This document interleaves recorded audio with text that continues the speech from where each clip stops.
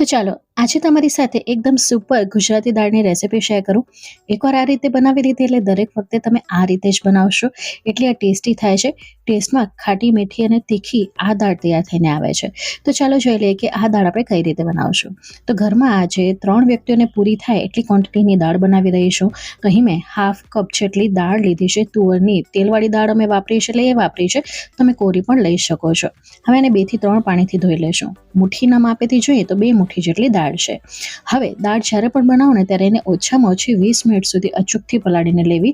એ ફટાફટ કૂક પણ થઈ જશે અને એનો સ્વાદ પણ ખીલીને આવે છે. તો ગરમ પાણી નાખીને 20 મિનિટ સુધી આપણે એને સાઈડમાં મૂકી દઈશું. હવે હું ઘરે ભાત કઈ રીતે બનાવું છું ને એ પણ ફટાફટ તમારી સાથે શેર કરી દઉં. તો 1 વાટકી જેટલા ચોખા લીધા છે. અહીં આ લચકારી કોલમ છે જે આ રીતના મળે છે, જેને આપણે 2 થી 3 પાણીથી ધોઈ લઈશું. અમે ભાત છે ને એ કુકરમાં બનાવીએ છીએ એટલે 2 થી 3 પાણીથી ધોઈ લીધા બાદ આ 1 વાટકી જેટલા આપણે ચોખા લીધા છે તો એની સામે 3 વાટકી જેટલું પાણી નાખીશું અને ચોખાને પણ 10 થી 15 મિનિટ સુધી પલાળ્યા બાદ જ આપણે એને યુઝમાં લેશું. તો 3 વાટકી જેટલું પાણી નાખી દઈશું અને આ પાણી છે નોર્મલ છે. અહીં આપણે ગરમ પાણીનો ઉપયોગ નથી કરવાનો. ગરમ પાણી નાખીશું તો ચોખા છે ને એ વધારે ઓવરકુક થઈ જાય છે. તો 15 મિનિટ પલાળી લીધા બાદ કુકરની અંદર 1 ચમચી જેટલું ઘી નાખીશું અને પલાળેલા ચોખા ટ્રાન્સફર કરી લઈશું. હવે દાળ ભાત જ્યારે પણ આપણે ખાઈએ ને તો ભાત પાછળથી ફીકા લાગતા હોય છે એટલે મીઠા મોડા લાગતા હોય છે મીઠા વગરના. તો એ ભાતના માપનું આપણે મીઠું નાખી દીધું છે અને ગેસની હાઈ ફ્લેમ ઉપર ફક્ત આપણે 2 વિસલ મારીશું અને દાણો આપણો એકદમ ખીલેલો તૈયાર થાય એટલે અડધા લીંબુનો રસ નીચોવીને નાખ્યું છે. ગેસની હાઈ ફ્લેમ ઉપર આપણે 2 વિસલ મારી લઈશું એટલે 2 વિસલમાં આપણા સરસ મજાના ભાત તૈયાર થઈને આવી જશે. હવે અહીંયા કને મેં એક મોટું ટમેટું લીધું છે અને તીખાશ પ્રમાણે 2 લીલી મરચી લીધી છે. તીખાશનું પ્રમાણ તમે તમારા સ્વાદ અકોર્ડિંગ ઉપર નીચે કરી શકો છો. આ એકદમ જે લવિંગિયા મરચાં હોય છે મેં એનો ઉપયોગ કર્યો છે. તમે અહીં મોડા મરચાંનો પણ ઉપયોગ કરી શકો છો. હવે જે પલાળેલી દાળ છે ને એને આપણે કુકરમાં ટ્રાન્સફર કરી લઈશું. અત્યારે આપણે પાણીનો ભાગ ઓછો નાખ્યો હતો તો હવે આની અંદર આપણે દાળ બફાઈ જાય એટલું પાણી નાખીશું. તો આપણે 2 વાટકી જેટલું પાણી નાખીશું. મેં અત્યારે ગરમ પાણીનો જ ઉપયોગ કર્યો છે જેથી ફટાફટ વિસલ વાગી જાય. પાણી ઠંડુ નાખશું તો કુકરને તપતા વાર લાગે છે એટલે આપણે ગરમ પાણીનો ઉપયોગ કર્યો છે.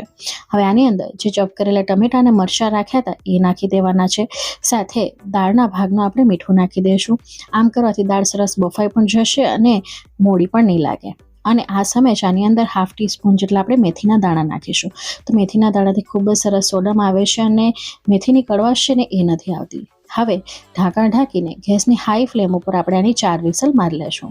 હવે જ્યાં સુધી વિસલ વાગે છે ત્યાં સુધી અહીં આપણે જે પ્રમાણે સિંગદાણા ખાવા હોય એ પ્રમાણે નાખવાના. તો મેં 1/3 કપ જેટલા સિંગદાણાને ગરમ પાણીમાં પલાળવા માટે મૂકી દઈશું.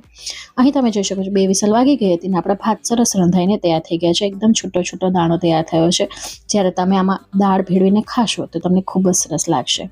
દાળ પણ સરસ બફાઈ ગઈ હતી તો દાળમાં થોડુંક આપણે પાણી નાખીશું અને આને આપણે બ્લેન્ડરથી ફેરવી નાખીશું.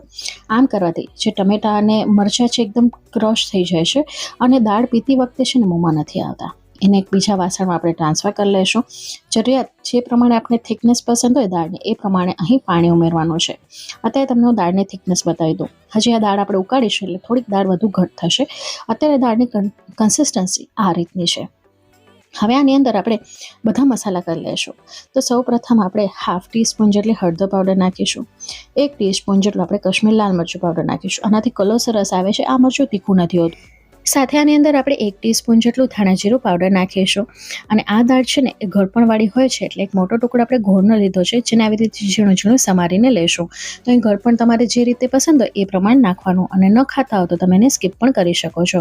હવે એક તમાલપત્ર અને એક બાદિયું છે જેને આવી રીતે ટુકડા કરી લીધા છે એ નાખીશું. તો આ બંને નાખવાથી દાળમાં છે ને સોડમ ખૂબ જ સરસ આવે છે. હવે આ દાળને આપણે ગેસ ઉપર ચડાવી લઈશું અને આને આપણે ઉકળવા માટે મૂકી દેવાની છે. સાથે બધા મસાલાને મિક્સ કરી લેવાના છે. આ સમયે 1 ઇંચ જેટલા આદુના ટુકડાને આપણે આવી રીતે ખમણી નાખીશું. તો આનો ફ્લેવર છે ને ખૂબ જ સરસ લાગે છે. હવે આ દાળને આપણે 1 થી 2 ઉભરા આવે ત્યાં સુધી આપણે ઉકળવા માટે મૂકવાની છે જેથી બધા મસાલા આદુનો ફ્લેવર છે ને દાળમાં બેસી જાય. હવે આ સમયે એક મરચું ઝીણું સમારીને નાખીશું. દાળમાં આનો સ્વાદ ખૂબ જ સરસ લાગે છે. અહીં તીખું કે મોડું મરચું તમે તમારા સ્વાદ અકોર્ડિંગ નાખી શકો છો. પચોકથી નાખજો, આનો ફ્લેવર અલગ જ આવશે. હવે અહીંયા કને તમે જોઈ શકો છો દાળ ઉકળી ગઈ છે અને દાળની કન્સિસ્ટન્સી કંઈક આ રીતની છે. હજી આપણે વઘાર કર્યા બાદ હજી આપણે 5 મિનિટ સુધી દાળને ઉકાળીશું. તો આ દાળ ઉકળી ગઈ છે જેનો આપણે વઘાર કરવા માટે વઘારી આની અંદર 1 ચમચી જેટલું તેલ લેશું અને તેલની સાથે 1 ચમચી જેટલું આપણે ઘી લેશું. ઘી અચૂકથી ઉમેરજો, એની સોડમ છે ને ખૂબ જ સરસ લાગે છે. ½ ટીસ્પૂન જેટલી રાઈ નાખી છે. 1/4 ટીસ્પૂન જેટલું જીરું નાખ્યું છે. ગેસની ફ્લેમને સ્લો કરી દઈશું અને 1/4 ટીસ્પૂન જેટલી આપણે હિંગ નાખીશું. વઘારને સારી રીતે ચટકાવી લેવાનું છે. એક તજનો ટુકડો નાખીશું, સાથે 3 લવિંગ નાખીશું. અહીં બધી વસ્તુ સરસ ફૂટી જાય એટલે છેલ્લે 2 સૂકા મરચાં નાખવાના છે. અહીં તમે જોઈ શકો છો રાઈ જીરું બધું સરસ રીતે તતડી ગયું છે. તો આ સમયે આની અંદર મીઠા લીમડાના પાન અને 1/2 ટીસ્પૂન જેટલું કશ્મીર લાલ મરચું પાવડર નાખીશું. આનાથી દાળનો કલર ખૂબ જ સરસ આવશે અને ફટાક દેતા આ વઘારને આપણે દાળની અંદર નાખી દઈશું અને ઉપરથી લીડ કવર કરી લેવાની છે, એટલે જે વઘારનો સ્વાદ છે ને એ અંદર બેસી જાય. થોડી વાર સુધી એમ જ રહેવા દેશું અને પછી ખોલીશું. જોઈ શકો છો વઘાર કેટલો સરસ ખીલીને આવ્યો છે, કેટલો સરસ બેઠો છે. હવે વઘારિયાની અંદર થોડીક દાળ નાખીને આપણે એ દાળને ફરી પાછું નાખી દઈશું અને એમને 30 સેકન્ડ સુધી રહેવા દઈશું, એટલે સરસ મજાની જે વઘારની સોડમ છે ને અંદર જ બેસી જશે. હવે છેલ્લે આની અંદર જે પલાળેલા સિંગદાણા હતા એ નાખી દઈશું, કારણ કે ગરમ પાણીમાં આપણે પલાળ્યા હતા ને એટલે અહીંયા કૂક કરવાની પણ જરૂર નથી. અહીં સીધા આ દાણા છે ને સોફ્ટ થઈ ગયા હોય છે. હવે આ દાળને આપણે 5 કે 6 મિનિટ સુધી ઉકાળીશું. તો એકવાર સારી રીતે ચલાવી લેશું અને દાળને ઉકળવા માટે મૂકી દઈશું. આ સમય છે ને મેં દાળની અંદર થોડીક ઝીણી સમારેલી કોથમીર નાખી દીધી હતી. 6 મિનિટ બાદ તમે જોઈ શકો છો દાળ કેટલી સરસ ઘટ થઈ ગઈ છે. તો જે પ્રમાણે આપણે દાળને થિકનેસ પસંદ હોય એ પ્રમાણે દાળને અહીંયા ઉકાળી લેવાની. આ દાળ તૈયાર છે સર્વ કરવા માટે. તો આપણે હવે આ દાળને સર્વ કરી લઈશું. તો અહીં તમે જોઈ શકો છો પરફેક્ટ કન્સિસ્ટન્સીની આપણી આ દાળ તૈયાર થઈ છે. તો એકવાર જો આ રીતે ક્યારે પણ દાળ ન બનાવી હોય ને તો અચૂકથી બનાવજો અને ભાત પણ આ રીતે કુકરમાં ટ્રાય કરી શકો છો. તો તૈયાર છે આપણી ગુજરાતી ખાટી મીઠી રોજ બનાવીને ખાઈ શકાય, પી શકાય તેવી આપણી દાળ. છેલ્લે આપણે કોથમીર નાખીને એને ગાર્નિશ કરીશું. તો ફ્રેન્ડ્સ, આજની આ રેસીપી તમને કેવી લાગી કમેન્ટ બોક્સમાં તમારો અનુભવ શેર કરવાનું ભૂલતા નહીં. તમે મારી રેસીપી ક્યાંથી જોવો છો એ પણ જરૂરથી જણાવજો. ચાલો ફરી મળીશ, ત્યાં સુધી આવજો.